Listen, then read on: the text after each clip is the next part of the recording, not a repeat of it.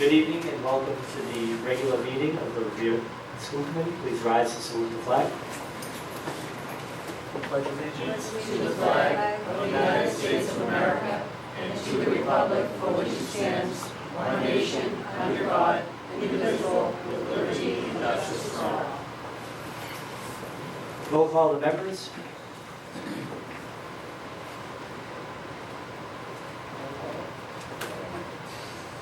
Mr. Ferranti? Here. Ms. Gravelis? Here. Mrs. Rizzo? Here. Mrs. Sonella? Here. Ms. Ty? Here. Mr. Visconti? Here. Mayor Riddle? Here. We'll move to the superintendent's report. Dr. Kelly. Thank you, Mr. Mayor. We have several wonderful presentations for you tonight. The first one we're going to start with is a presentation from our Filmic Society, and I know Mr. Amato and Ms. McGonigal and a couple of the students who worked so arduously on this over the last 2 years are here to present, and I'd like to invite them up first to see if they have a few words and introduce the students, and then we have a clip from the movie.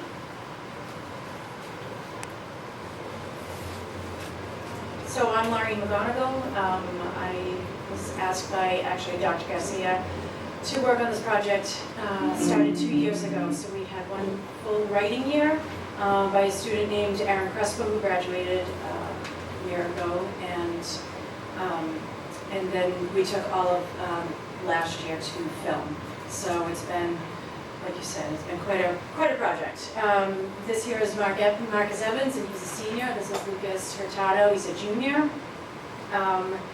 So it's a full-length, 90-minute movie that Paul. So this is the fourth full movie that has been completed by Paul. I've only been part of this. This is the second one I've been part of.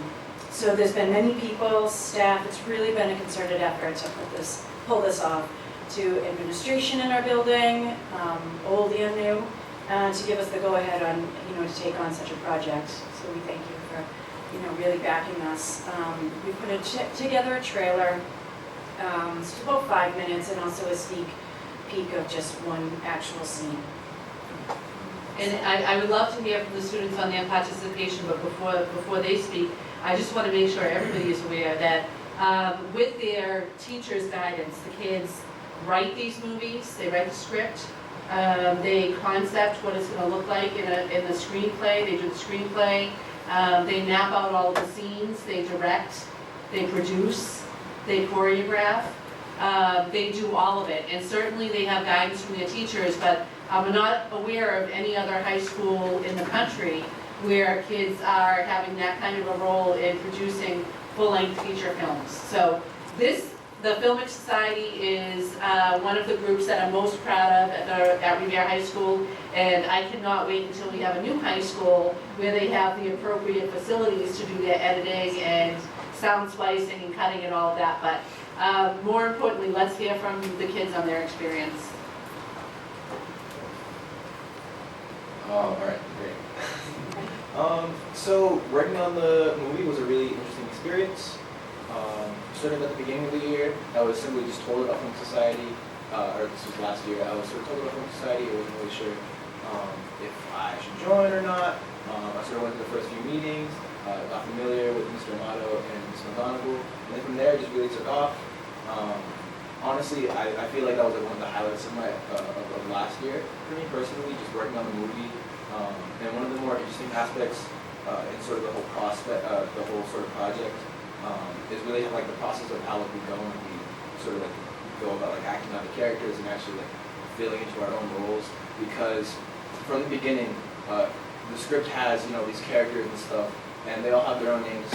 However, those are never like static throughout the entire actual process of the movie. While we're making the movie, we're constantly making changes, we're constantly making edits. That way, not only can we fit the roles better, but also like the whole sort of movie comes together as a whole overall as we work with it. So yeah, overall I just really love the experience, and I'm really thankful to Ms. Amato and Ms. McGonigal for allowing me to take part in this. I started working with Mr. Amato back in sophomore year on the film called Heaven's Lost. I found this particular club, the Film Society, because I have been interested in film production, TV, movie production for years, since I was 8 years old actually. So when I discovered it, I instantly took to it. I became obsessed with the actual production of it. I did gaffing in Heaven's Laws, which is just you clip the board. That's literally all I did. But I just wanted to be part of the actual filmmaking process because it was just an interesting thing for me. So when this year came around, and Paul told me that they were doing casting for a film called I'm Q, I didn't know what it was about. I didn't know what they were casting, what they were looking for, but I went in for it, and instead I didn't get cast for Q because there was a different look they were going for, and I was fine with that. But I got to become part of the actual process. I did sound. I actually played one of the characters named James. It was a Brian. Brian keeps his name used to be James. The name changed like 3 times. But it was cool. We stayed after. We timed different things. I absolutely loved giving up pretty much a multiple of my days to film this. Because it was just such an experience to deal with people, to film it, to get scenes right, doing the same scene 15 times, drop a box right. It was fantastic. And I wouldn't have traded that for absolutely anything else. It was one of the funnest things I've experienced in my high school years. And no other club has probably gone to this level. And it was overall a fantastic experience. All right, so I will play the preview now, and we actually have 2 parts here. The first is the trailer for the movie, and then after that they're giving us a sneak peek of one of the other scenes. But I just want to ask you guys, before you run off to Hollywood, that you remember us. All right? Of course. Sure. Can somebody put the lights on? Thank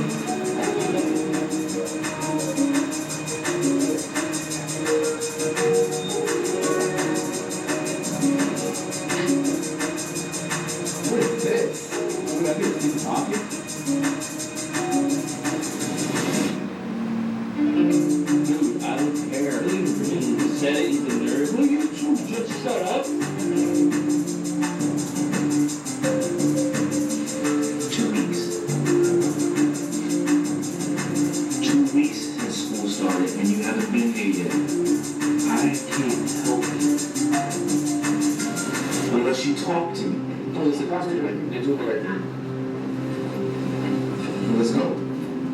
I'll be out in the car.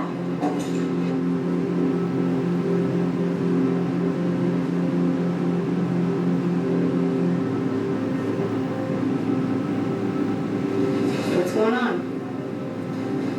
Sit down now. What else do you want? How about giving the kid another chance before The only chance he has, the only chance he has is to go in front of the school board, complete his case. It's all right here in the handbook. I think I have my answer now. I want a reason why I should give you another chance. I won't do it again. Better than that. Give me another reason why I should give you another I chance. don't even know what I have to say to you. What's the point? I'll screw up eventually anyway. Why would you say that? I don't know. Ask my dad. You're not my father. Don't ever call me son. Everybody deserves a second chance, and you should know better than anybody else. I'm not going back.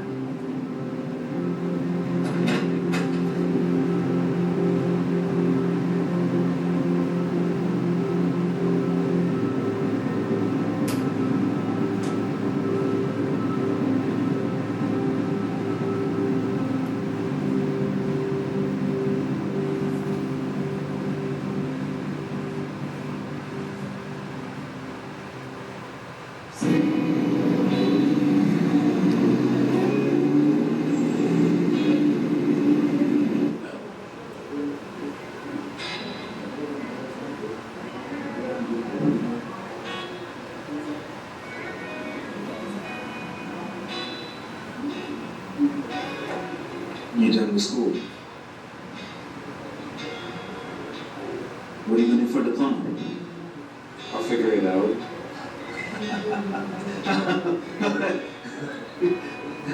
You are gonna figure it out. Like father, like son. A father? That dude's a scumbag. He wants better for you than this. Well, I wish you could tell me that. He will when he's ready. Oh. So 10 to 15 years?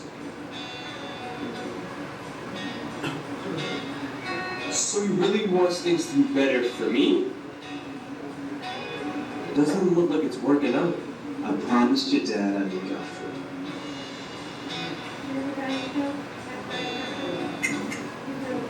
Looking out for your dad and for your mom.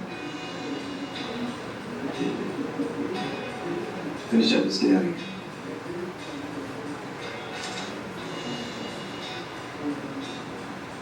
Hey, let's get out of here.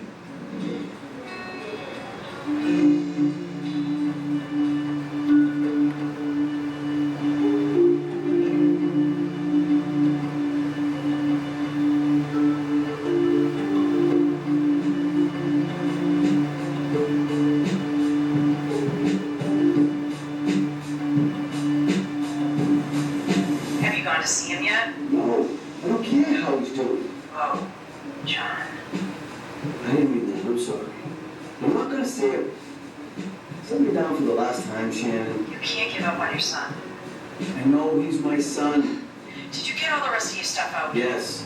Picked up all my stuff yesterday, Shannon. Like all of it? You the key? Key in the mailbox. I gotta go. Come in.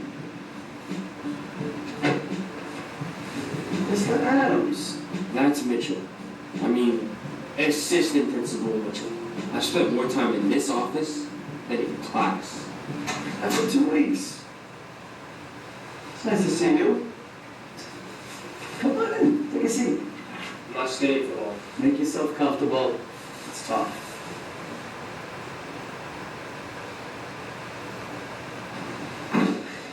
What brings you in? I can leave if you want.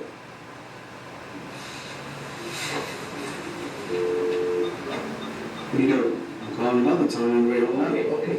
Can you just tell me what I need to do?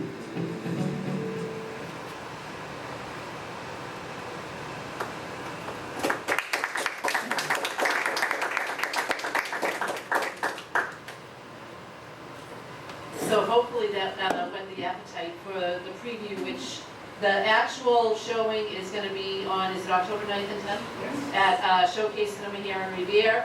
Get your tickets in advance, they sell out every time, so don't wait too long. All right, great job, you guys.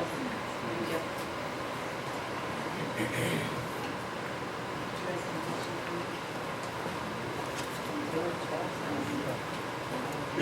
What did you say?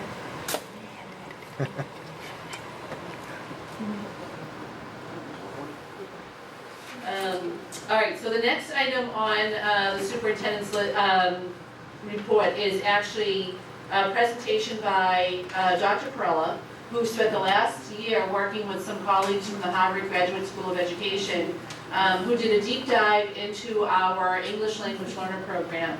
And as the committee knows, this has been an area of focus for us, especially because our English learners have struggled academically compared to their peers as relates to their MCAS results and achievement results and pieces like that. So this is an area that we've known we needed to work on, that the school department and the school committee have committed to working on. And we're thankful that John and our partners at Harvard were able to come in and really take a closer look and talk to students and parents and teachers and give us an idea of where they see the places that we could improve our practice. So, John, I'll toss it over to you.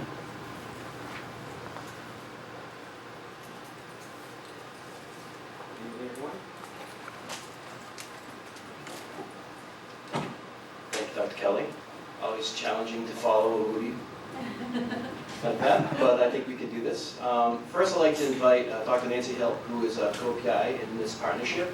Also seated over there is Ms. Amelia Jensen, who is also a consultant on the partnership team. So to preface this, tonight I'd like to share with you some of the work that we've done. This is a work in progress. Tonight I'm hoping to share the research that we've conducted, and at this point we're still in the investigation of this problem of practice. We don't have solutions tonight. And it is a large problem that's not specific to just the high school, but it's a societal issue, so I want to preface everything I say by acknowledging that. But hopefully you'll be enlightened by some of the information we share with you, and really the vehicle we use to find this information, I hope that you are happy with that as well. So this project is, so why are we studying the EL student concerns? As Dr. Kelly mentioned, my first year here was spent primarily listening, finding out information about the school, some of the concerns from the students, the teachers, and the families. And the one concern that came out most clear was that our EL population were not meeting the success rate that we expected and hoped for, that we shared with other students, that our English learner population was really running into many barriers at the high school. This was brought to me by students, by teachers, which really drove what we initially did, a dive on the data, basically, looking at the Revere data, graduation rates. Some of that I've provided in that pamphlet, that sort of supported the concerns that were brought to us by the faculty and the students.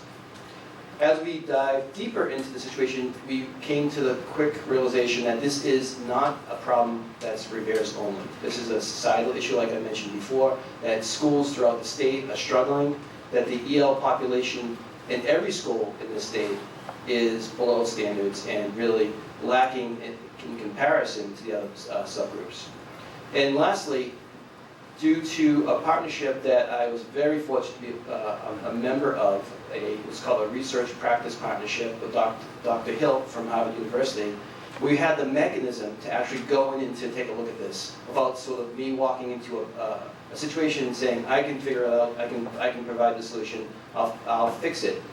This mechanism allows us to do a real deep dive to engage students, faculty, community members, to find out what they're thinking, what they're feeling, and to make sure it's research-based. One of the things that is important to me as an educator is that too often in public education, we lose the fact that we're educators and we are essentially researchers. But we get into the business and the job of teaching and schooling, and that gets sort of tossed to the side for the day-to-day grind of running the school. So I wanted to bring that back, and that isn't something that just I engage in, but the students and the teachers engage in as well. I think that's really beneficial.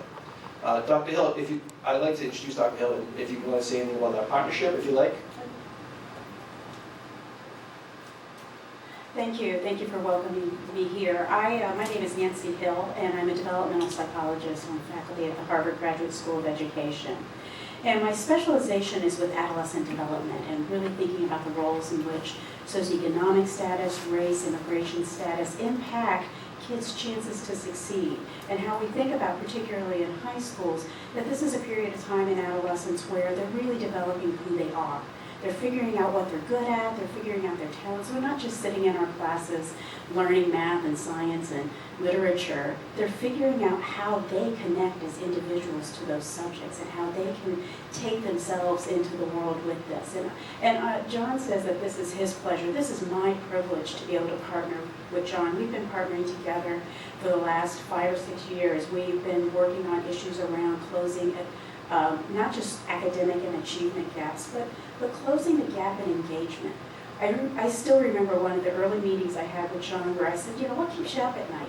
And he said, what keeps me up at night is that student walking down the hall that I know is really talented and really gifted, but they're not doing well in school and they feel marginalized in school.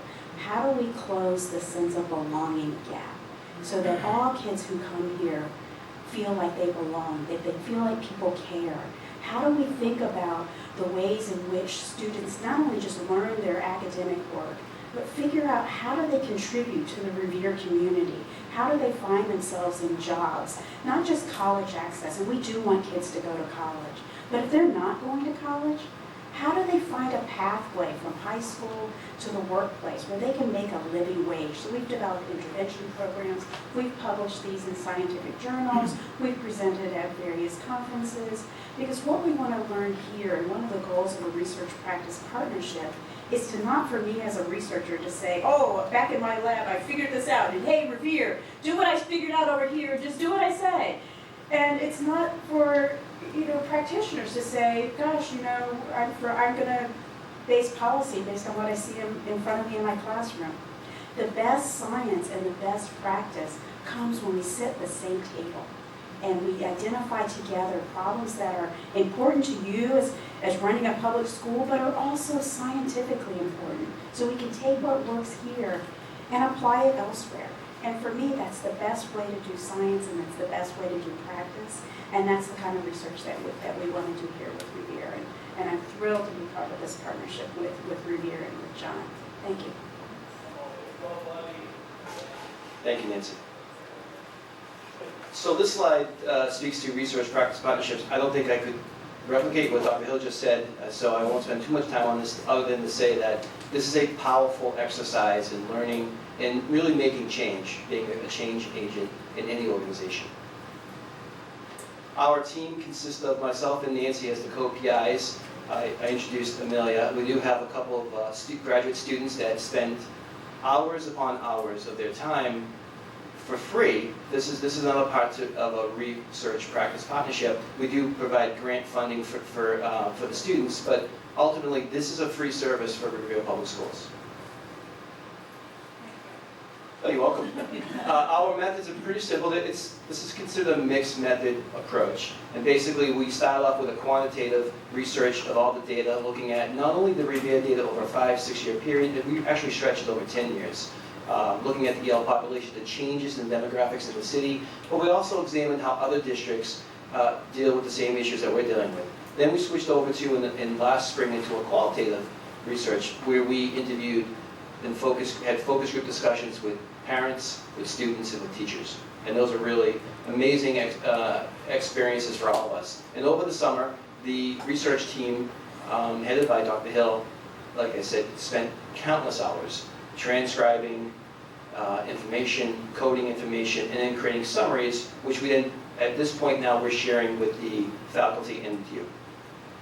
So we're going to break this up as quickly as possible. I know that there's a lot of information here, and I'd like to say that what we're going to show you tonight is just a touch of the amount of information that we collected, but we wanted to summarize it. And findings, through successes, barriers, and then opportunities. So some of the successes were pretty evident and clear to us, primarily that there is, from students and from teachers, both a lot of information shared with us that the connections and the relationships is what makes it work when it works. So when a student actually has a successful experience at Revere High School, it's because they feel a connection to a teacher. And when a teacher sees a student do the same, that's because they built that relationship with them.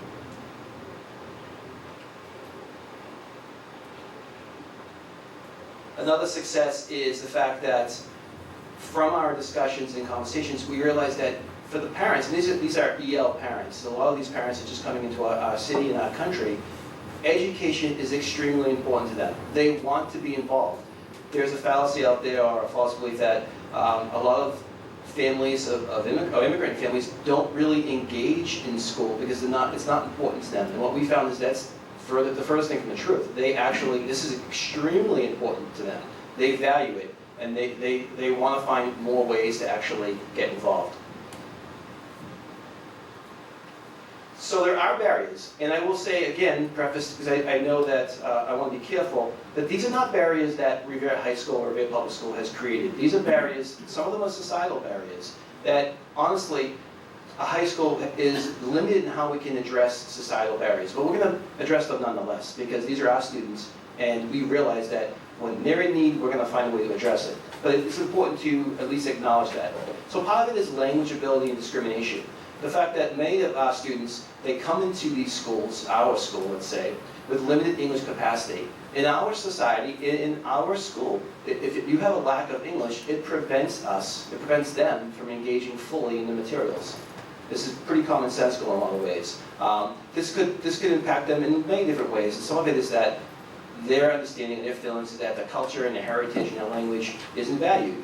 And that some of these language restrictions or limitations impact their capacity to take higher level courses. And it's understandable. It's challenging to take an AP English course if you have a limited English capacity. But some of these students, a good deal of them in fact, are very intelligent. They're not, because of their, well, they lack the English capacity, but it doesn't mean that they are not intelligent in their own language. So that's a challenge for us.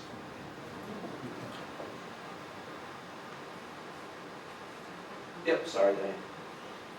Oh, it's not? No, thank you. Another barrier, of course, is societal, family, and personal stressors. Again, this is information that we've collected from these discussions and from the data that we examined. Basically, this challenge of balancing work and school. For many of our immigrant students, or EL students, work is extremely important. They are helping to support the family. They have to make a decision sometimes, is it worth it to stay in school, or do I need to go to work? This cultural differences from the transition to American culture comes with a serious adjustment. There is trauma, much trauma really, with students that are experiencing this. And of course, something that we all know that is a challenge in our society is this barrier of being a citizen, and this fear over their heads of them being deported and family members being deported. That restricts students' willingness and capacity to engage in any real organization that's covered or controlled by the state, such as the school system. And the last barrier that we found was that although parents are very excited to get involved, they are unfamiliar with the entire system. When they bring a student into Revere High School, they don't really understand how high school operates in America. And really, that's not surprising. They don't understand the steps that it takes to get from a ninth grader to graduate and go into college. Their perception is also, and all the other elements to it, the financial aid piece, this is something that we identified pretty early on. The perception that their language isn't supported. And I take responsibility for that. I have to find a way as the leader of the school to ensure that when a parent comes in, they feel supported with their language as much as humanly possible. And this, of course, limits their interactions with schools. I put up here supports needed, and we are still, again, investigating this material, so we don't have any solutions today, and we're going to continue to get feedback. But some of the things that we identified that we could focus on is specific to individual supports that we can give to these students. Teachers report that they identify having deep relationships with students being a successful thing, and that they have to find ways to build deeper relationships with students. Students are talking about similar things, in fact, saying that they thrive when they have that one-on-one interaction, that we have to consider EL students to be a high at-risk population. This is a population that a lot of them suffer trauma, that they are walking around in the community and in a school that they're unfamiliar with and unsure how to operate within. It's a challenge. EL students are also communicating to us that their language is critical to them, and then it's something that they celebrate and they feel doesn't have the value in our society as well as our school. It's not as respected and valued as it should be. Again, this is information that we're receiving from students. Some of this is hard for me to hear as the leader of the school, but I have to acknowledge it and appreciate the source of it, and this is why we're sharing it with you as well. Another support needed that we identified was a communication piece. Between high school, obviously everyone says this, anyone who's been in public education, every year we say the same thing, we have to find ways to get parents more involved. This is especially true for the EL parents because of that language and culture barrier. I have to find a way to engage parents much more effectively. Also, within the high school itself, we are identifying teachers not truly understanding all the dimensions of what an EL student goes through, how they are unique to a population. We spent a lot of time in the past 25 years addressing special education and understanding that it's a unique population, an at-risk population. We need to do the same thing with the EL population, especially in a community like Revere, where it's increasing every year. And the last support that we identified is we need to provide more resources and supports for health, mental health, and trauma. And we find that there are many students who seek out these supports. Well, they don't seek out the support. They don't know that there are supports out there. They don't know that we have an MGH center where it's amazing, an amazing partner we have that is available to them. They are unaware of that. And all the resources of this community, which is really works very hard, I believe, to meet these needs, but they're not aware of some of these things. So there's a communication disconnect there.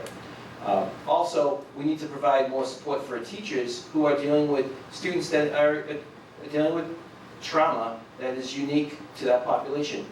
We all know, and some of you are teachers on this board, that we weren't trained as adjustment counselors or psychologists. We were trained as educators to teach a content. There's been a shift in the past 20 years on teacher training, but by no means are we prepared for some of the things that teachers have to deal with on a day-to-day basis. And the last support is that our structure at the high school, and I think this applies to not just EL students, but to all students, is too rigid. We are still operating on a system that was designed in a different time period, for different reasons, and really for different students. Today's student we need flexible systems. We need to be able to look at a student and say, you could use this opportunity of a course that might meet differently or might be unique to what your needs are. Instead of saying, this is what we offer, these are the times that we offer it, if you don't fit into that model, that's unfortunate for you. We're the ones that suffer, because when we do it like that, when we force it into a rigid system, then it will show in our numbers. So one of the things we need to really rethink is, how do we address students? We know by law, if a student comes to us who's 19 with no formal education, we must accept them into the school, and we should accept them into a school. But there's no real pathway for them to get a diploma at 19 coming in as a freshman. It's impossible. However, we have to find a way to do that. So this means that we have to be creative, we have to be flexible, we have to think outside the box. So just again, here's our time frame. In September, right now, today was our first time we are presenting this information in depth to teachers. We're doing 4 presentations during each of the 4 blocks, so all teachers have a capacity to come and listen to provide additional feedback. Throughout the fall, after we're done with the presentations, we're going to use that data to really finalize our research and then begin brainstorming solutions. We know that a lot of the problems that we presented are way beyond our scope, in a high school to solve. But we can do something about it, and we will. When we get to our solution stage, which will be, these solutions will come not just from our team, but also from the teachers and the students and the parents that we've been working with.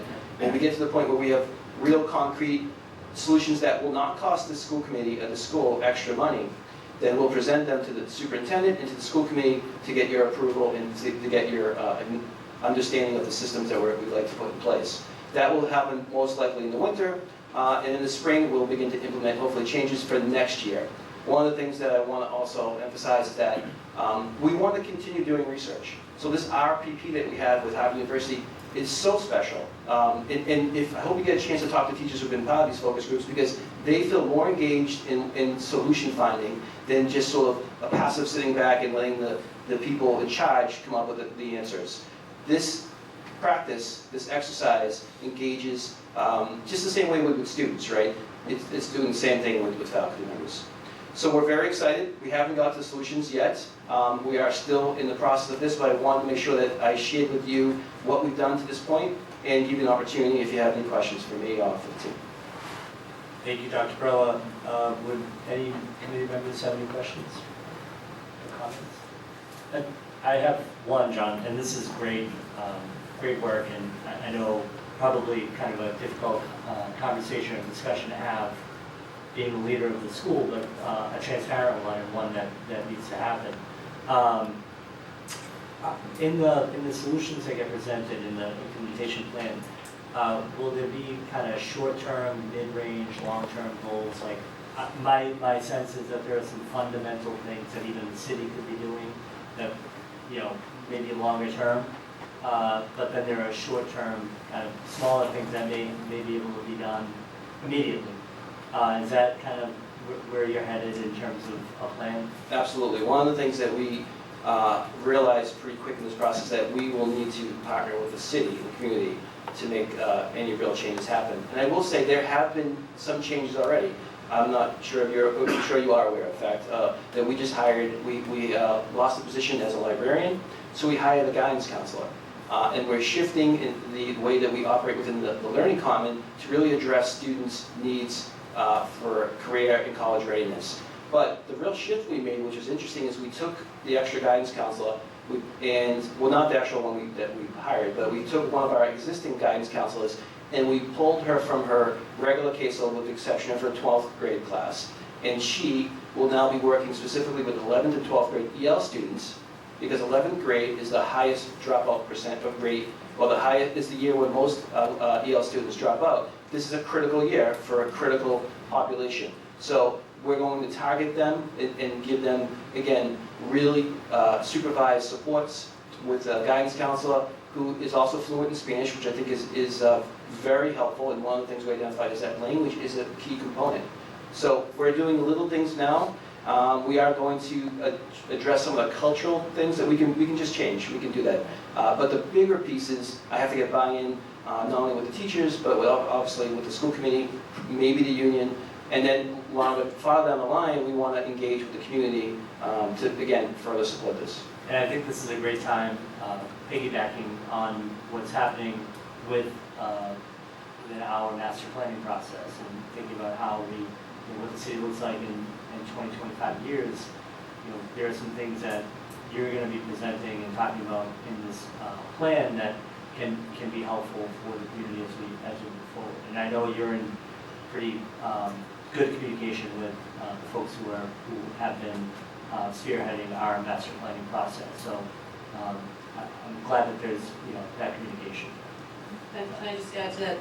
I know others have questions, but just along those same lines that we're talking about, John and I had a conversation earlier today about one of the pieces of information they got from their focus groups with EL students was their perception that they don't have access to AP programming and classes like that. And John and I talked about how there's no need for that, particularly around AP programs in the sciences and mathematics where language is less of a barrier. And we both talked about experiences we had earlier in our careers when we were teaching at Revere High School and had non-English speaking students who were in our advanced coursework program. This was at a time when we did not have a large number of EL students, and so any English language learners who came to the high school had regular schedules as every other student did. And it's almost like the pendulum has swung in exactly the opposite direction, and now the kids are held so far out on the side trying to focus on their English learning and away from any kind of integration or dual language or those things I know John had mentioned earlier today, some ideas about that are probably further down the road.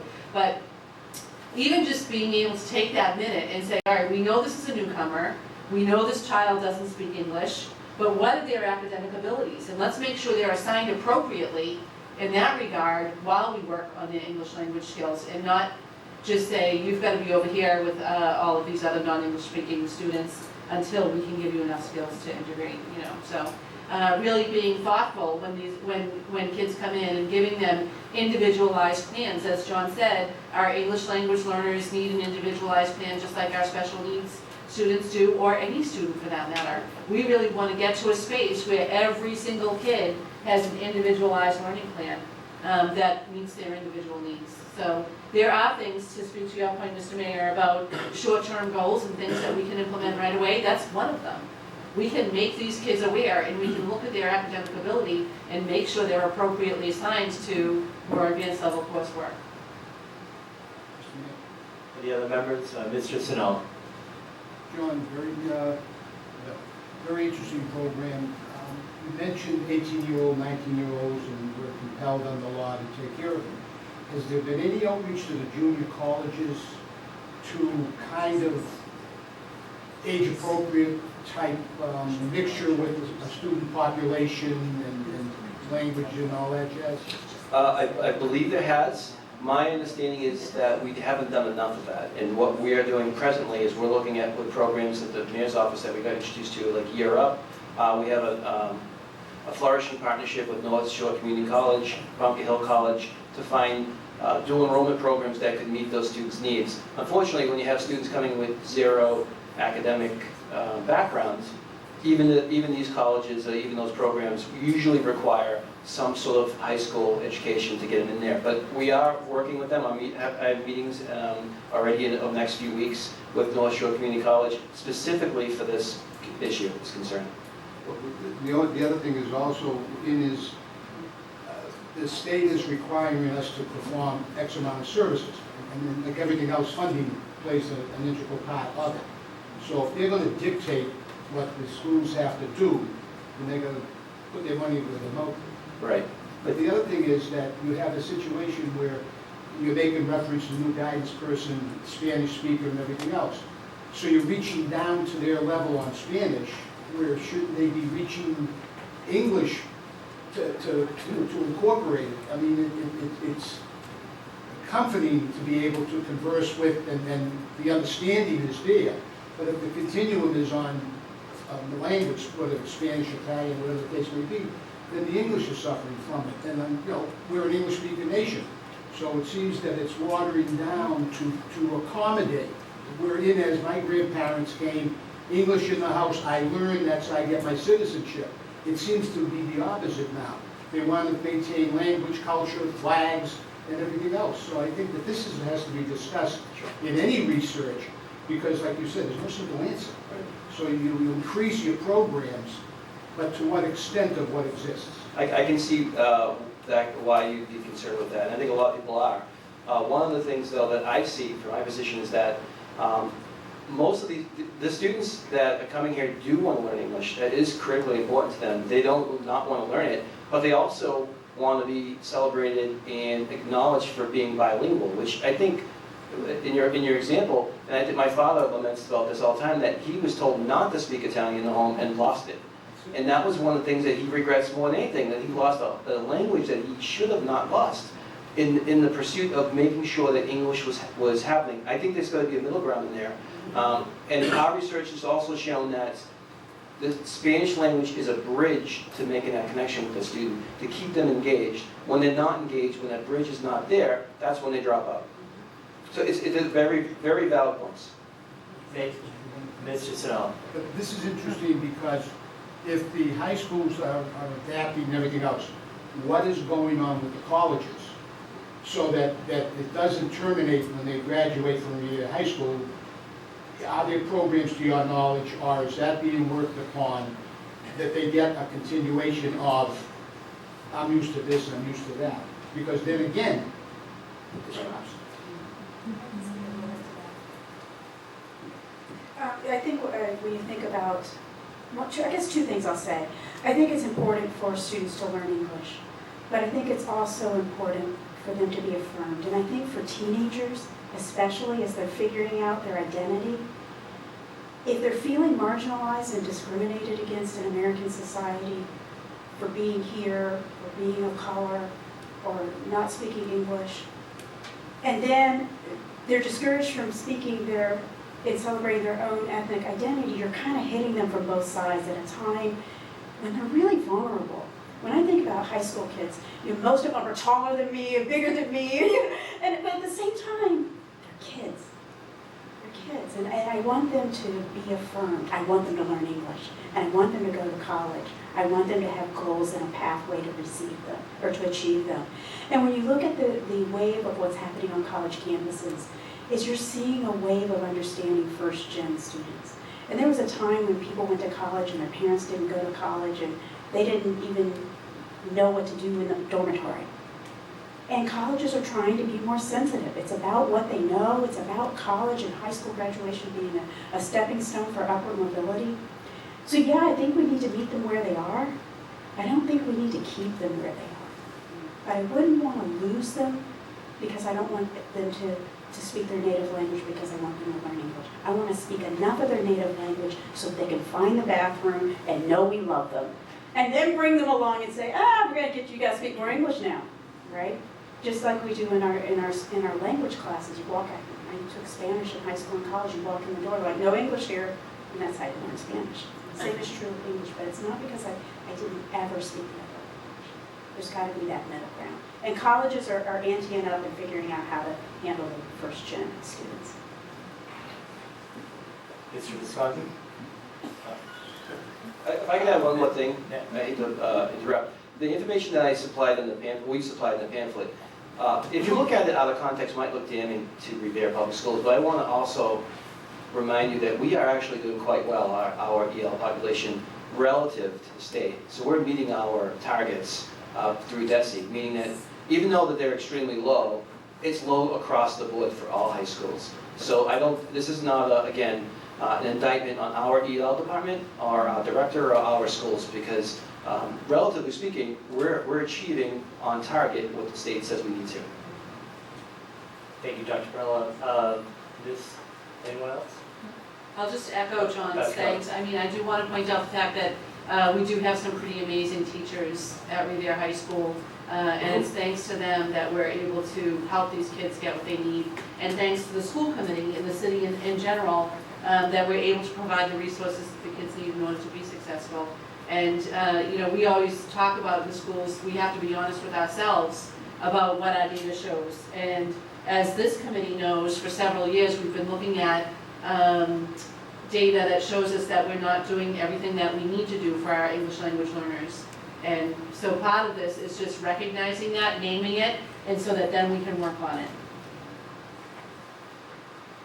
Thank you. Great job, thank you. Thank you all. Thank you.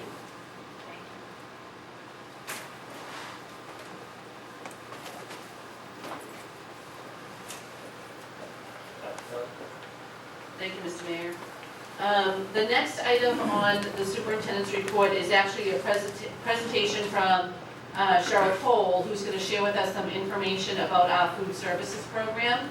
And she is going to give us the annual update on what went on with food services for the 18-19 school year and preview some items for the 19-20 school year. Hi, everyone. How are you?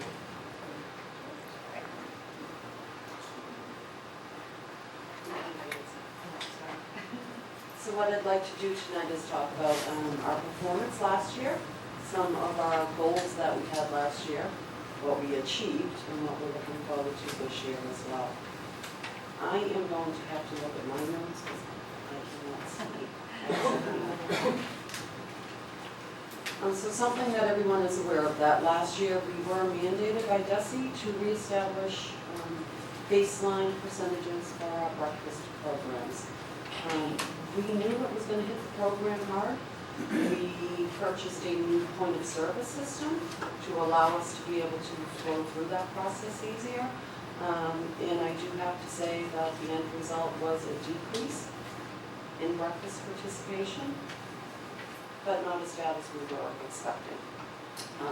What had happened is our administrators, teachers, food service members, everyone kind of got on board. We put systems in place.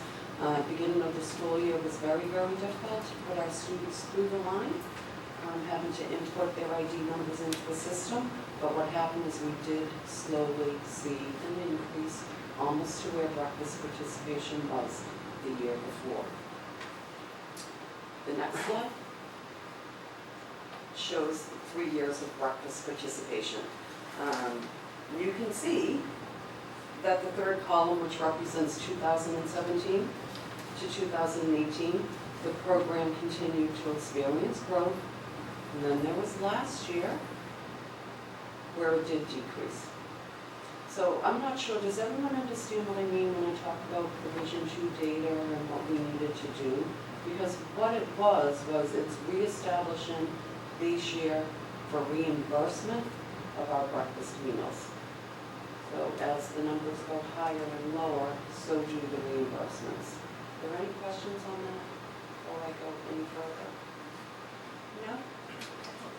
If we understand, if I may, if we understand, what is it that the parent at home needs to understand about how important it is to participate in the program?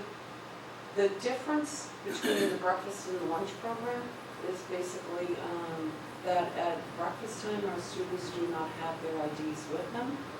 So as they approach whatever breakfast model it is, what we've done in Revere is we've adapted a lot of different models into our school meals programs to accommodate those things.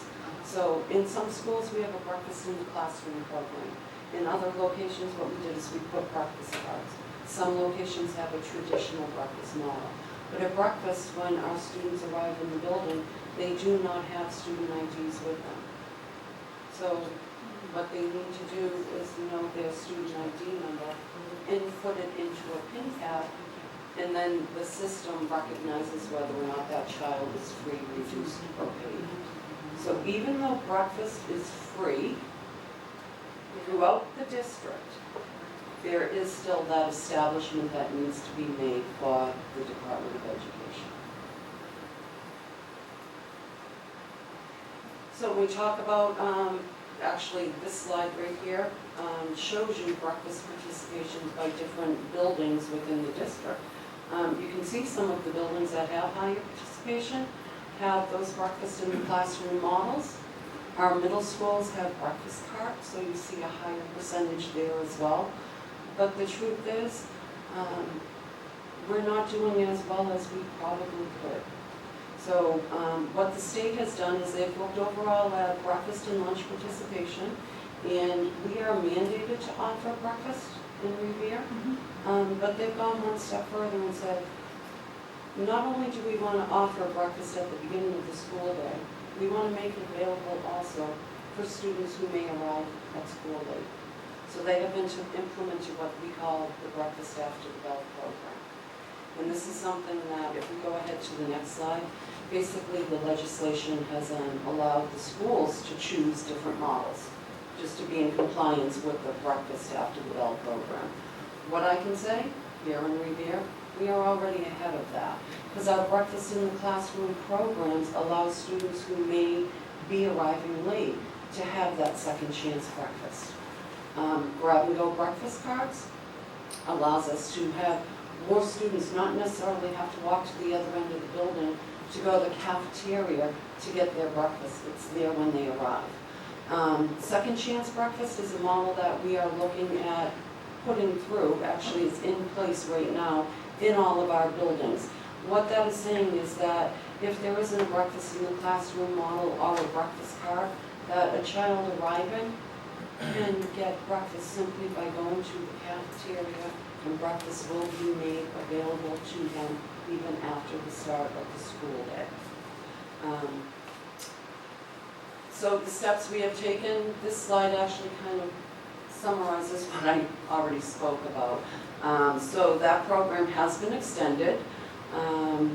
We are continuing to work together with building principals to come up with how we can make it better. I do have to say, Seacoast High School has implemented a second chance breakfast cart, where we actually bring a cart to the students, probably about a half an hour after the school day started, and we've seen a large increase in breakfast participation at that location. This is an overview of meal participation, so, and I don't know if you can see that in front of you, but at this distance, overall, with our yearly data, there was about a 1% decrease in breakfast participation.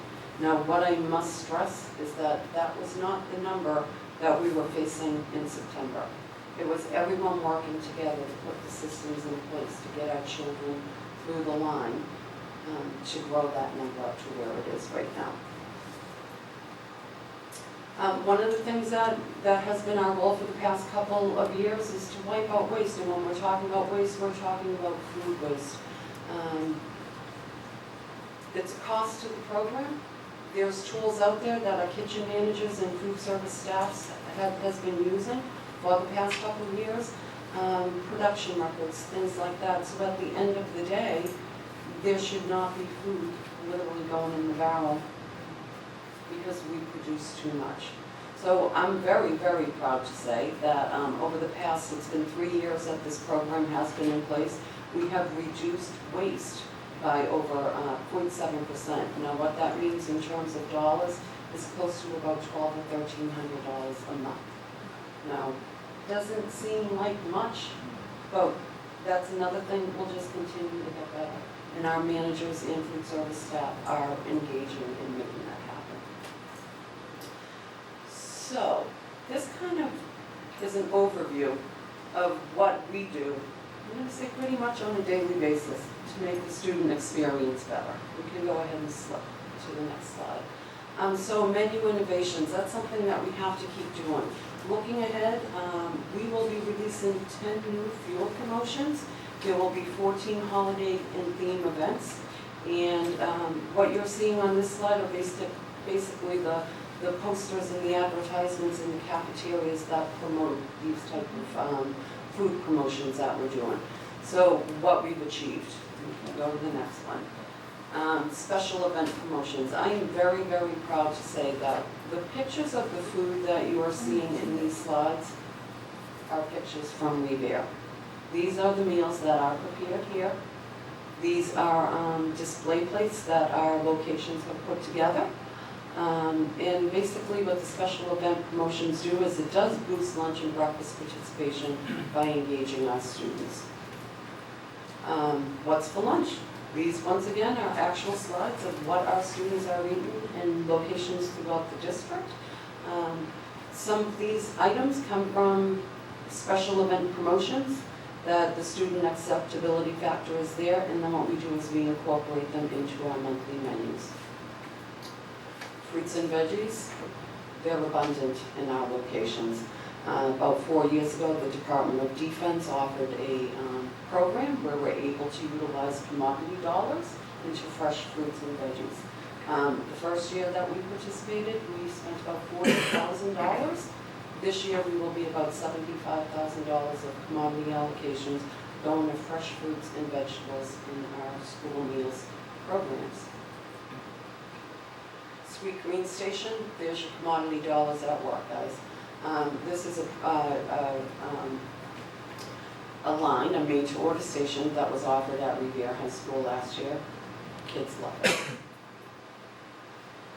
Our wellness messages, again, these are things that are available throughout the serving areas and also incorporated within our serving lines. Those plates, those display plates, along with those wellness messages, have been done by your location managers.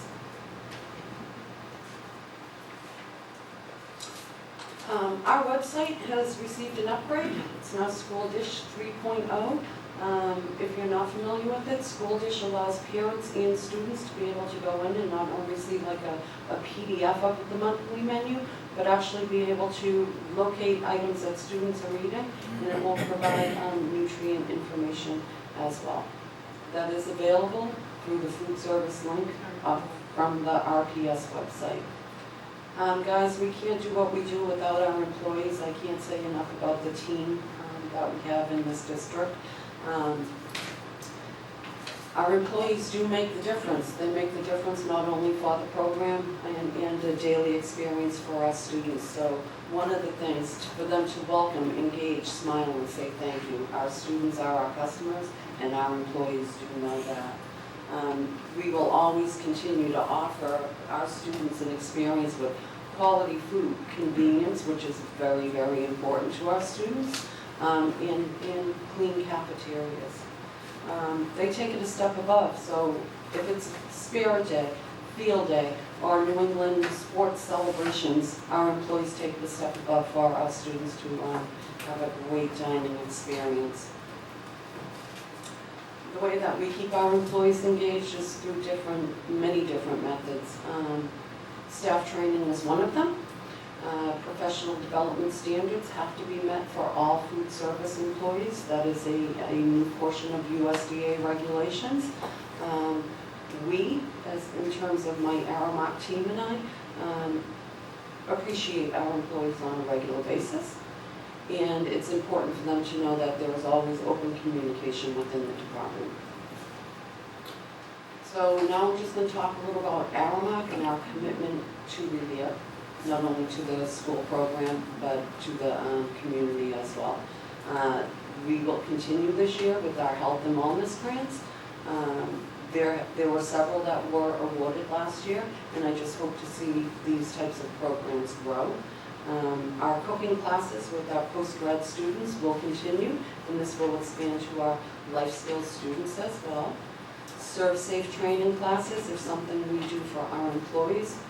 I know there is a new community center at the Garfield School, and that's something that I'm hoping we can bring those classes to community members as well which just might be able to give some of our community members a chance for education.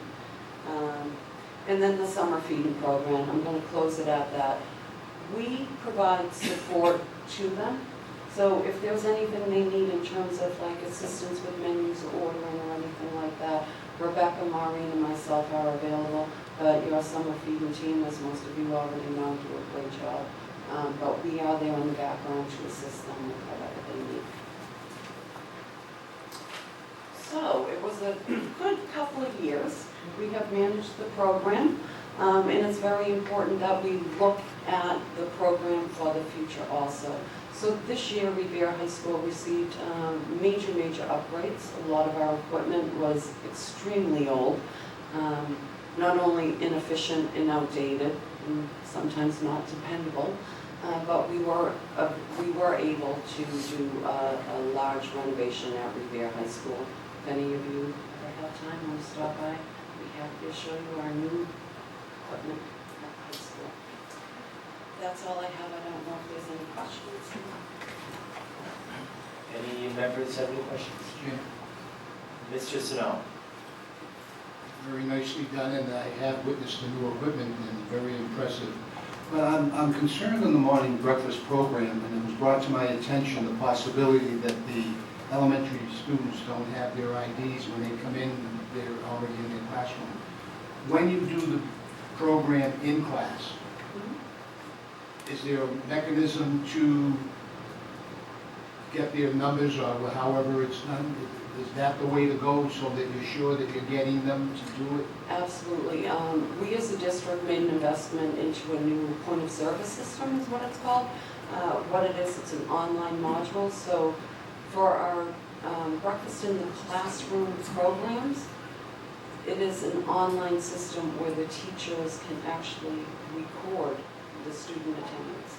So gone are the days of paper rosters, of checking off student names and having to compile data. It's all online. Did I answer your question? Yes, but some schools have it in the classroom. Would it be beneficial to have all schools do that rather than bag grab and all that jazz? Because this way here, then they're accountable for having a breakfast. That may increase your numbers. Can I speak to that, Mrs. Snell? I think I can. So I do want to show you that this is the data that we looked at a little earlier in Cheryl's presentation. And you can see that both the Wayland School, which is the light blue column, this first one, and the Hill School, which is this darker blue, have our highest rates of breakfast across all of the schools. I know this is hard to read, but each one of these bars represents a different school. This orange one is Beachmont, the gray is Lincoln, the yellow is Garfield Elementary, and so on. But I wanted to highlight the Wayland School and the Hill School, where we have exactly what you're talking about, Mrs. Snell, the breakfast in the classroom program. And in those cases, the breakfast is delivered to the classrooms, and each child gets a breakfast, and the teacher, it basically is like a reverse thing. It clicks that all kids had breakfast, and then the teacher clicks which kids actually didn't. So they have to, make 3 or 4 clicks depending on their attendance that day. But you can see that a lot more kids are eating breakfast when we do the breakfast in the classroom program. Right now, we're able to do some of that work at the Hill and the Wayland because of the ELT school status that they both have. There's both grant funding and there's extra time in those 2 schools to support the program. Our other schools, unfortunately, have neither the grant funding nor the extra time. It is something that we want to work on and something that we definitely want to improve, and that's why we're using this data to try to push more programs like that into our other schools and growing as we can.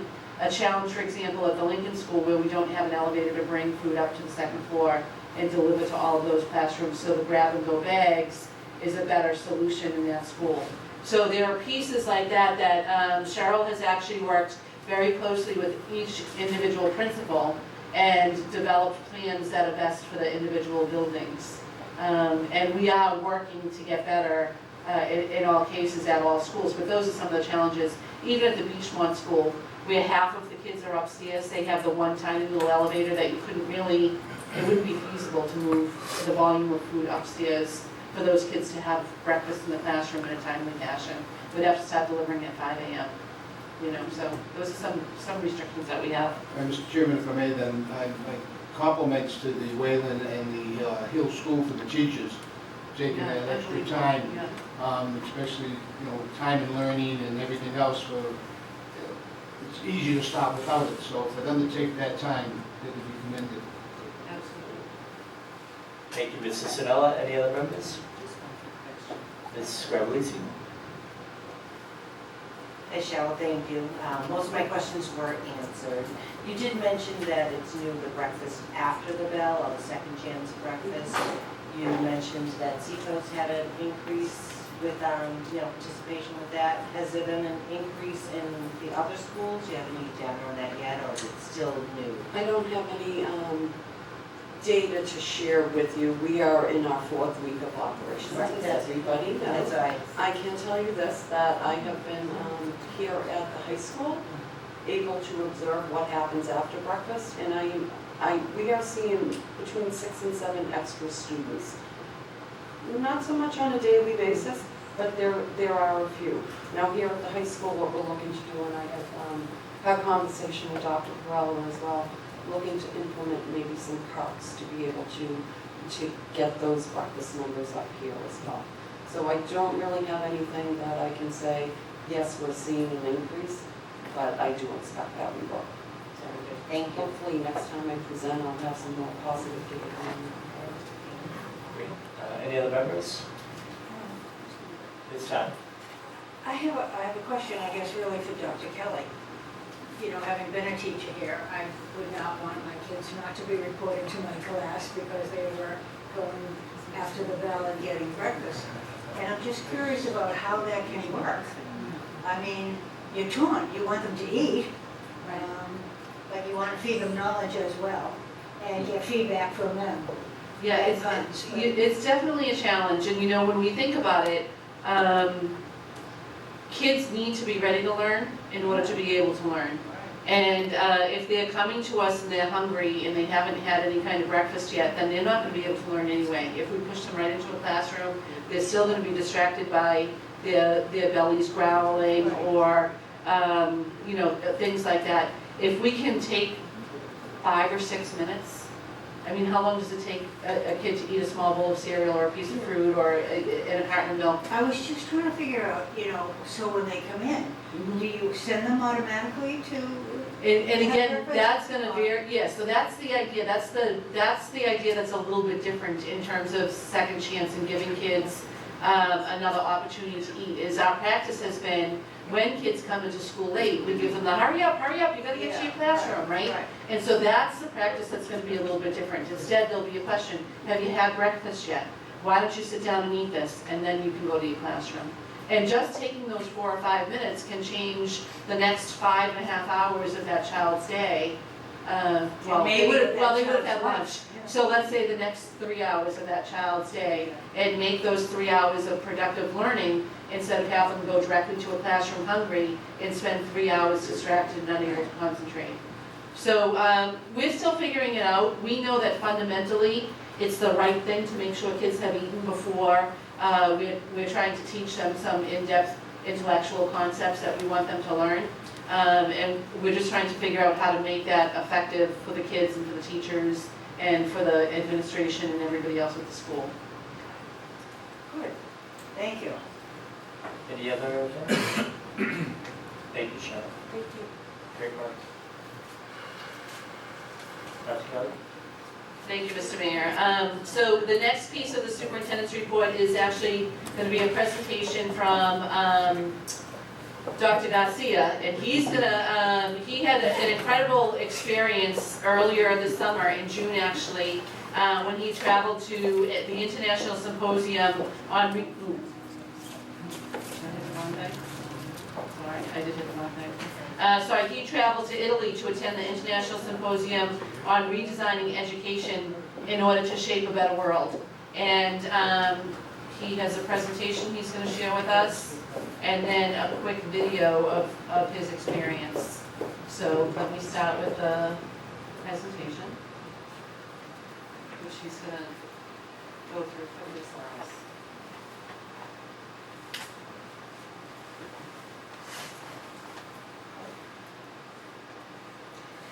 So this past summer, I was invited to participate in an international symposium on redesign education to shape a better world. It was an exciting experience, and you may ask why I'm presenting. The reason I'm presenting is because many of the things, but I will say it again, many of the things that were discussed at this symposium are some of the things, many of the things I would say that Revere Public Schools is tackling. Starting with identifying systemic barriers, while working on the system of assessment, etc., etc. But I'm going to go over slide by slide very quickly. This is Dr. Robin van der Zijl. She's an amazing educator, a professor. She's the chair, was the chair of the symposium, and she's the one who organized the symposium soup to nuts, and she was excellent. So here she's basically talking about the day, about the grand design, as they call it. The grand design has been defined as research questions, but a little bit more deeper. So she's basically giving all the participants an idea in terms of how the 3-day conference is going to play out, the themes, the teamwork, what the participants will be focusing on, etc., etc. So these were the goals of the symposium. Basically, is to identify the grand design challenge, the framework, and come up with real, concrete solutions for the world, for the problems that the world is facing. It was widely acknowledged that, education around the world is broken and it needs to be fixed. Not surprised. We all know that, Revere Public Schools and many other school districts around the country and around the world, we know that the barriers that are there, and professors, practitioners, we all got together in Italy to tackle some of these issues. Our theory of action was that the world is changing faster than ever before, and if we successfully adapt to these changes and rethink education, role in helping students address the opportunities and challenges that the new world presents, then our students will be better equipped to succeed. And that's true, we know that. So if in fact we realize that the world of 1970s, 1950s, or even the last century is not the same anymore. Things are changing. Things are happening very quickly due to technological revolution. Let's put it that way. Next slide. So this symposium was put together by the Kent University. This university is a state university in Ohio. And here you have the director of the Kent State University in Italy, in Florence.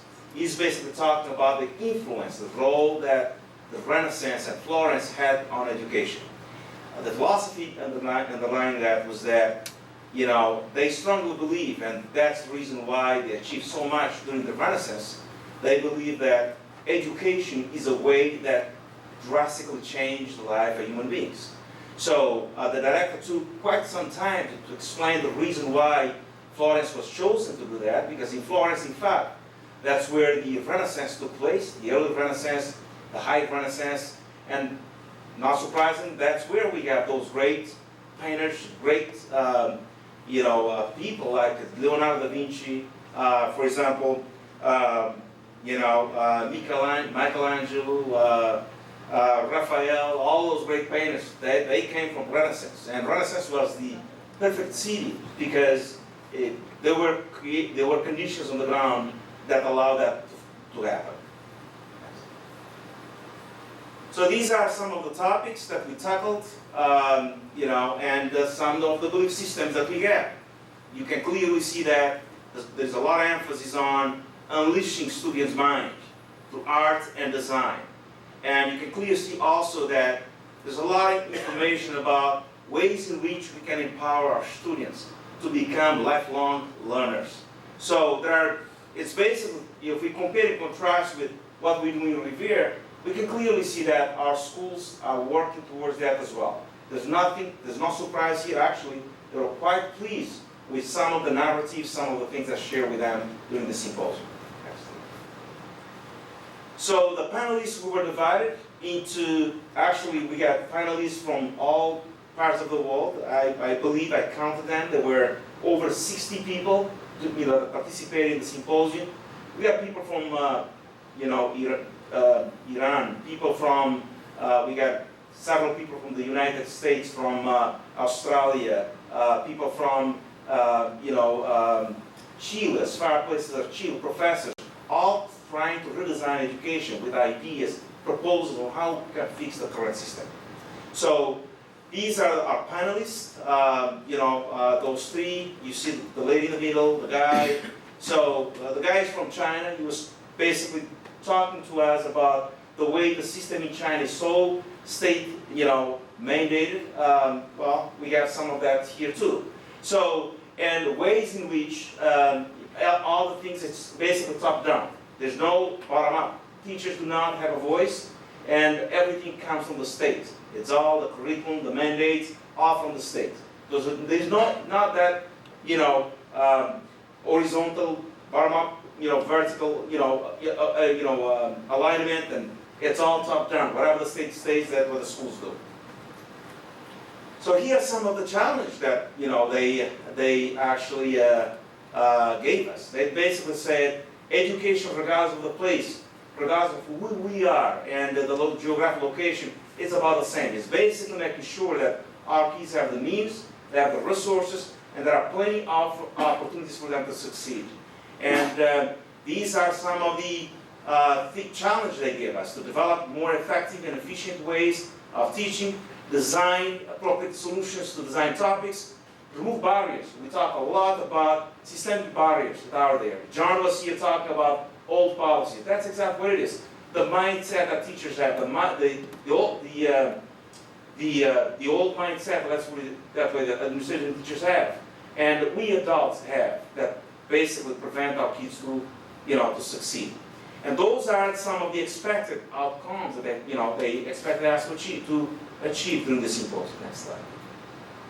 So here are the topics. I'm sitting right there with my team. We have several other team members debating. They presented, showing the presentation, also seeking input from us. And there we have other group members sitting and solving some problems, critical problems that our education system around the world is facing. Here is the green team. The guy in the middle is his name is Mari. Mari is educational design. And then you got Deborah. Deborah was the team leader. Deborah is the lady on the left. She is the executive director of Henry Ford Learning Institute. Then you have Lisa Savage. She's the art instructor. She works as a high school teacher, at the Pacific Law Academy. And you have me, obviously, with the broken head. Knowledge. I had a little bit here, so I had to cover that up. But as you can see, me, I'm all okay. So next, so here you have the personalized learning assessment at the scale. We debated about ways in which we can improve the assessment of our children. No surprise, Revere does a very good job right now. We work on grading practices, on CBL, on a variety of techniques to ensure that our kids know and are capable of showing what they know. So I shared the Revere experience. They were very excited about it. They believe that the state, we talk about state design assessments, like for example the MCAS and other types of assessments. There were a lot of criticisms about the test. They're not against the test, what the state is telling us, and other countries are where they have the national curriculum and national ways of assessing kids. We're not against that, but that's only one measure, one indicator that shows what students know and they're capable of doing. There are all types of assessments, like portfolio projects, all kinds of things that we can, really our kids can do and show that, in fact, that they can do other things besides just take one test and let that test dictate the future, their future. So here's the, you can see the nurturing well-being. not surprised, we put a lot of emphasis on, in Revere about the social emotional learning. Here you have, it's not surprising, you have other educators around the world basically tackling the same things. They believe, we were talking about breakfast a few minutes ago. There we go. We have a well-nourished kid, well-fed student will do well if the kid, in fact, his mind is there, is well-fed, and they will succeed. A child that's not well-fed, then obviously will not succeed. So the same issues, being dealt with around the world. So here you have, we got 3 days to figure out ways in which strategies, we engage in problem-solving strategies and ways in which we can solve the problem. And here you have, participants right there coming up with a prototypes, hypotheses, ideas in which, ideas that they can, propose that they could potentially solve the problem around the world. So they will work, you can see there, people going around, seeing what others have developed and sharing knowledge because that's what education is about. We learn from each other, and that's what they do. I was amazed with this guy that you see there with, he works for Kent State University. He was there taking copious notes. Unbelievable. I've never seen anybody like that. The people will talk, will take everything with figures and everything else. I was very impressed with that. And then you have other participants, showing the work that has been accomplished. Next. So moving forward the plan is for us, all the participants will all have a task that we have to do to conduct research during the year, and look at the data we have gathered during the symposium, and then come up with these data will be compiled, and then it will be part of a book that's going to be released, I believe, in 2021. And the book will be shared with educators around the world. It's basically all about recommendation, best practice, ideas, solutions to solve the problem that our world is facing in terms of providing a meaningful education for our children. And we have a short video that I would like to show you to see the work that we have done.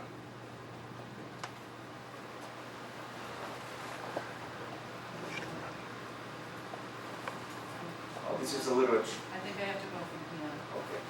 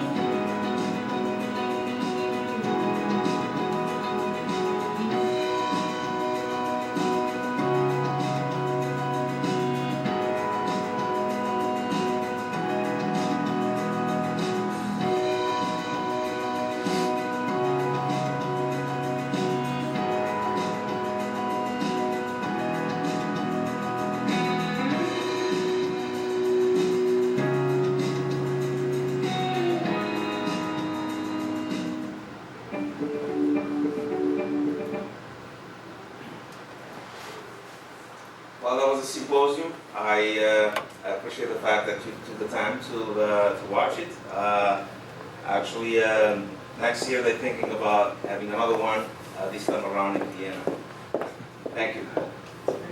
So I just want to congratulate Jock because he kind of mentioned this at the beginning, but he was selected and invited to go to this out of, educators from across the country, so it's pretty impressive that's how far his voice reaches now beyond the United States to a global platform, and congratulations. Thank you, appreciate it. And this was because of all the support. Congratulations and gratitude for the dedication. And with that being said, I would like to take a moment to acknowledge each employee of our school system. I think it's only just that we do that, to show and acknowledge their commitment to our school system. I may, Mr. Chairman, I waive the reading. I'm serious. Christopher Alba, Warren Francis Ames Jr., Tani Van, Karima Benzar, Stephen Bond, Christopher Bowen, Deborah Boker, Stacy Bonfiglio, Robert Callender, Susan Cataldo, Lauren Clarity, Dominica Corrado, Megan Dempsey, Rhonda DeRosa, Rosanna Digitali, Francesca Di Panfilo, Kelsey Draper, Angela Dwyer, Erica Thering, John Fergus, Daniel Gallucci, Constance Gannon, Judy Gould Calabro, Jennifer Jordan, Penelope Calabas, Ashley Carr, Hannah Kemker, Devin Constantin, Emma Lombard, Ann McLaughlin, Joshua Miranda, Melissa Moradin, Rachel Newman, Megan O'Donnell, Brandon Pizzuto, Justin Pizzuto, Christopher Poirier, Tammy Porter, Michelle Racamato, Charlotte Ryan, Nadia Salvatore, Molly Savage, Francis Shea, Andrea Simonelli, Rebecca Sindel, Bunrock So, Brianna Stanley, Michael Stewart, Cheryl Zamansky, Marcella Tamizi, Brittany Yuminski, Joshua Vidala, Lauren Ward, and Joanne Willett. Thank you very much. Thank you, Mr. Visconti. I think we should give those employees a round of applause. Thank you for getting through that under 2 minutes. Next item on the agenda is public participation. Yes.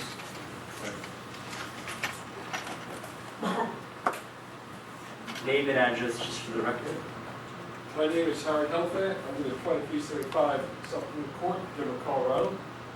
Let me explain why I'm here. I attended the Lincoln School for There you go. Could you start again, please, because I couldn't hear you. Okay, my name is Howard Helfand. I live in Denver, Colorado, 2375 South Lincoln Court. I went to the Lincoln School from 1967 till 1972, grades 1 to 5. I was one of the first students to go to Lincoln School. And you're all probably wondering, why is a student like me coming back after 45 years? Well, I came here to say hello to Mr. Sindella. I've not seen him since 1972, 47 years. He was one of my favorite teachers of all time.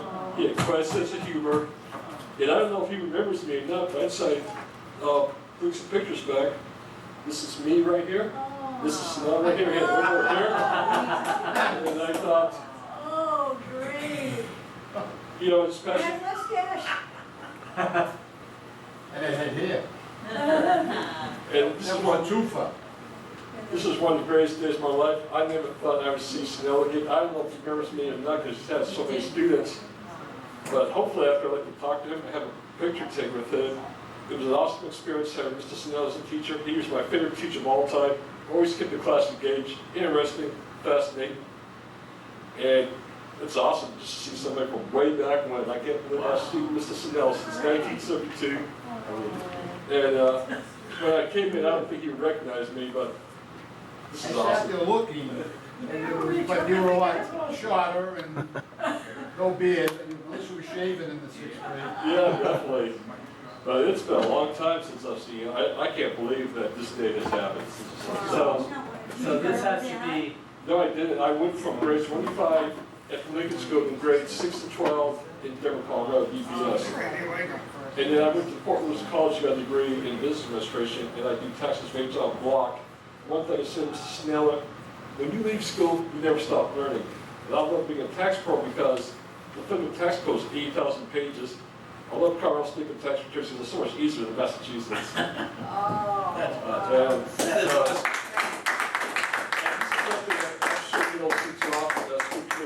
You have a student coming back after 47 years to say hi to Mrs. Snell. Why? I think my presence here shows what an awesome person is, because how often do you have a person like me coming back after all these years to say hi? This speaks volumes about Mrs. Snell. Welcome.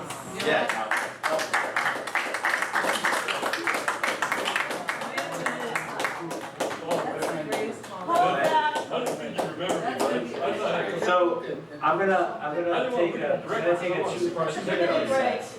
We're gonna take a 2-minute recess, okay? Congratulations and gratitude for the dedication. And with that being said, I would like to take a moment to acknowledge each employee of our school system. I think it's only just that we do that, you know, to show and acknowledge their commitment to our school system. I may, Mr. Chairman, I wait to read. I'm serious. Christopher Alba, Warren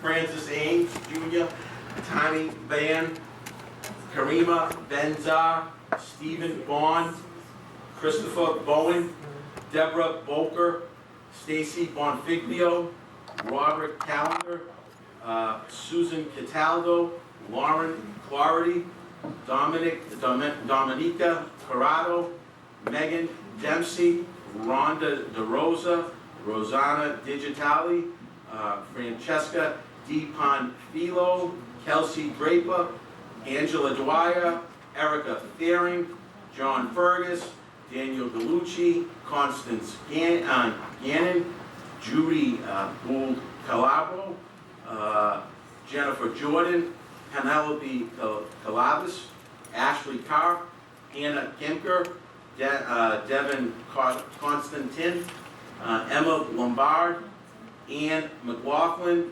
Joshua Miranda, Melissa Moradin, Rachel Newman, Megan O'Donnell, Brandon Pizzuto, Justin Pizzuto, Christopher Poirier, Tammy Porter, Michelle Racamato, Charlotte Ryan, Nadia Salvatore, Molly Savage, Francis Shea, Andrea Simonelli, Rebecca Sindel, Bunrock So, Brianna Stanley, Michael Stewart, Cheryl Zamansky, Marcella Tamizi, Brittany Yaminsky, Joshua Vidala, Lauren Ward, and Joanne Goulet. Thank you very much. Thank you, Mr. Visconti. I think we should give those employees a round of applause. Thank you for getting through that under 2 minutes. Next item on the agenda is public participation. Yes.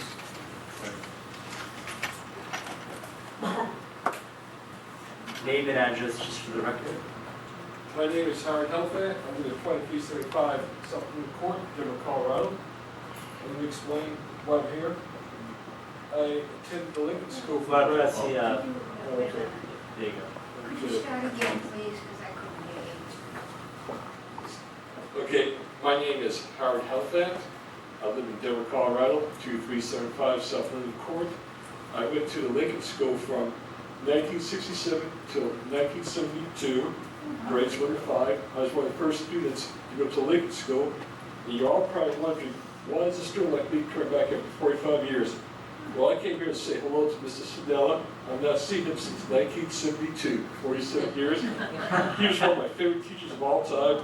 He had quite a sense of humor. And I don't know if he remembers me or not, but inside, took some pictures back. This is me right here. This is Sandella right here. He had one more hair. And I thought, Oh, great. you know, it's special. And mustache. And it had hair. And this is One toofa. This is one of the greatest days of my life. I never thought I would see Snell again. I don't know if he remembers me or not because he's had so many students. But hopefully after I like to talk to him, I have a picture taken with him. It was an awesome experience having Mr. Snell as a teacher. He was my favorite teacher of all time. Always kept the class engaged, interesting, fascinating. And it's awesome just to see somebody from way back when. I can't believe I've seen Mr. Snell since 1972. And when I came in, I don't think he would recognize me, but this I is sat awesome. there looking, but you were like shorter and no beard, and you at least you were shaven in the 6th grade. Yeah, definitely. But it's been a long time since I've seen you. I can't believe that this day has happened. So this has to be, No, I didn't. I went from grade 25 at Lincoln School to grade 6 to 12 in Denver, Colorado, DBS. And then I went to Fort Lewis College, got a degree in business administration, and I do taxes, rates on block. One thing I said, Mr. Snella, when you leave school, you never stop learning. And I love being a tax pro because the federal tax code is 8,000 pages. I love Colorado State tax returns because it's so much easier than Massachusetts. Oh.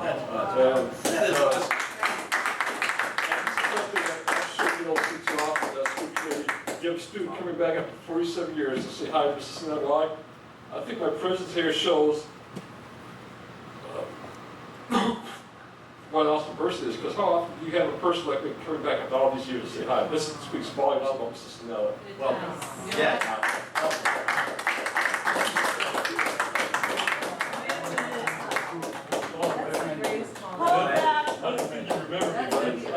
so I'm gonna take a two.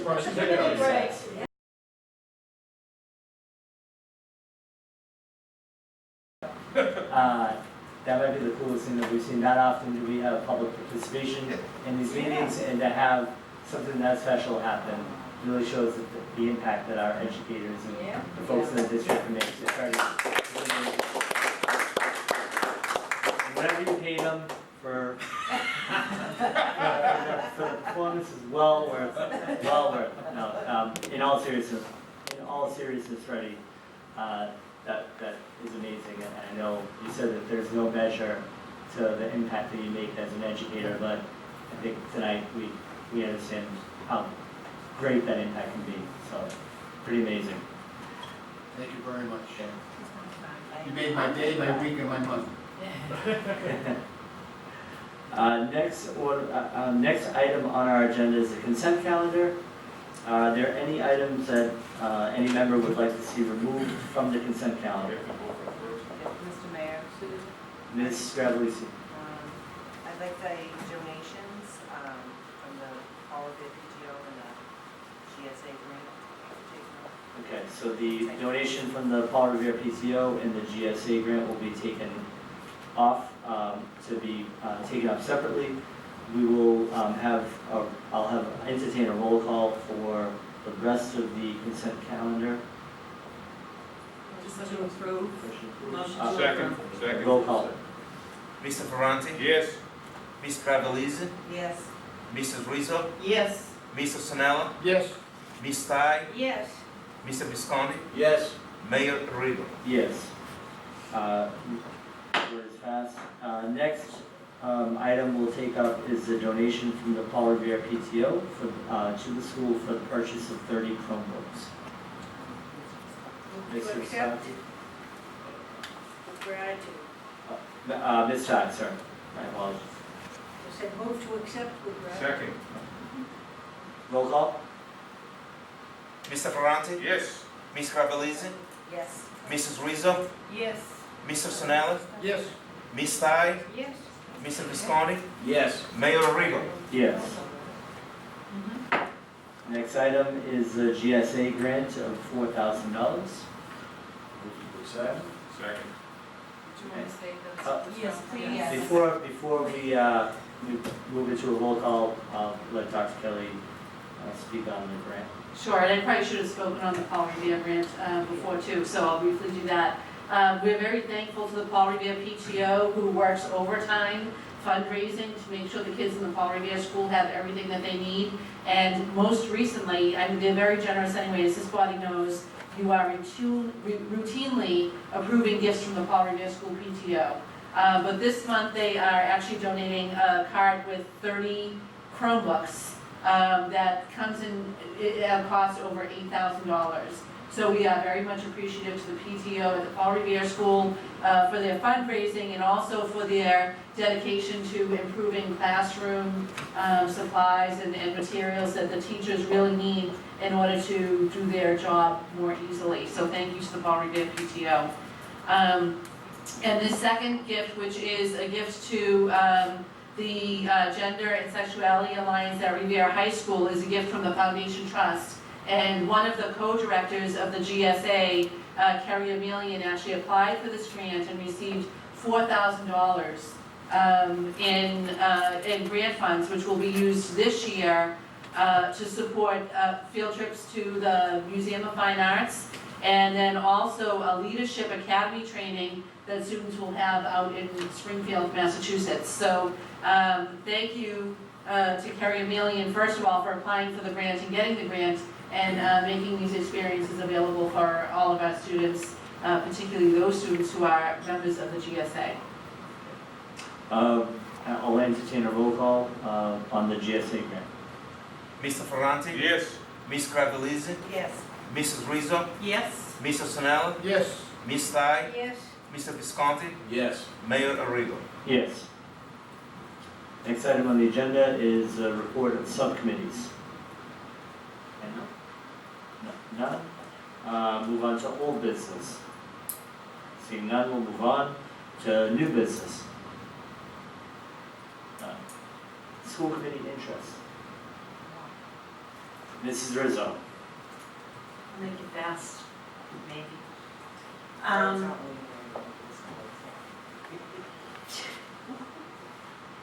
Just to bring everyone up to date, the Mass Association of School Committees, along with the superintendents, our conference is November 7th, and we can talk more about it later. But a couple of things happened prior to it, and we have different awards that we give out at the conference itself. And we had put up a few names last week at a meeting, and I just wanted to let us know, because their names that are recognizable to us, and I'm honored to be able to give these awards out to them. The first one is on, I can't even read, the MASC All-State School Committee member. And they're recognized for their achievement as a local school committee member. And this one was instrumental in bringing back the preschool at Winthrop High School. And that would be our own Vito Capobianco. So I'm really excited about that. Another one is the life membership. And this young lady has been a PTO leader. She has been a school committee member of Rentham for years. And she currently has her own law firm, and we are fortunate enough to have her as our counsel also, and that would be Elizabeth Olerio. So that was really nice to give her a life membership. And then one more is the Tip O'Neill Award. And this woman has done so much for education, not only in their city, but has helped lead the way for our superintendent, Kathleen in Brockton, and so many others, trying to get some of the money for the disadvantaged, and that would be Mary Burke from Chelsea. And I think she is very deserving of it, and I look forward to seeing each and every one of them. And I just wanted to recognize those three people here, because those are names that we work with day in and day out. And I just want to say kudos to all their hard work, they're deserving. So thank you. Thank you, Mrs. Rizzo. Any other members? Seeing none, we'll move on to motions. Mr. Visconti. I move that we accept the district goals as presented to us by Superintendent Kelly and her administration. Second. Roll call? Mr. Ferranti? Yes. Ms. Cravallese? Yes. Mrs. Rizzo? Yes. Mr. Sonella? Yes. Ms. Ty? Yes. Mr. Visconti? Yes. Mayor Arrigo? Yes. Any other items for any other members? Seeing none, I'll entertain a motion for adjournment until October 15th. So moved. Second. Have a good evening.